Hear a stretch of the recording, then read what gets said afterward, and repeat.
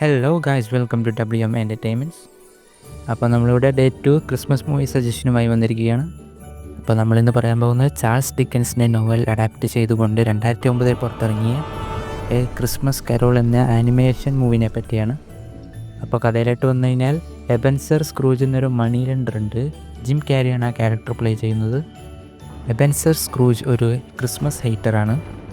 ഒരു ദിവസം രാത്രി 7 വർഷം മുമ്പ് മരിച്ച തൻ്റെ ഫ്രണ്ടിൻ്റെ ഗോസ്റ്റ് തന്നെ ഹോണ്ട് ചെയ്യാൻ വരുന്നു.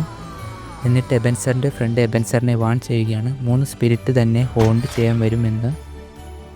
ഒരു ക്രിസ്മസ് ഹൊറർ ഫീലൊക്കെ ഇഷ്ടപ്പെടുന്നവർക്ക് ഭയങ്കരമായിട്ട് ഇഷ്ടപ്പെടുന്നൊരു പടമാണിത്. എനിക്കെന്തായാലും പടം നന്നായി ഇഷ്ടപ്പെട്ടു. നിങ്ങളും ഒന്ന് ചെക്കൗട്ട് ചെയ്ത് നോക്കുക.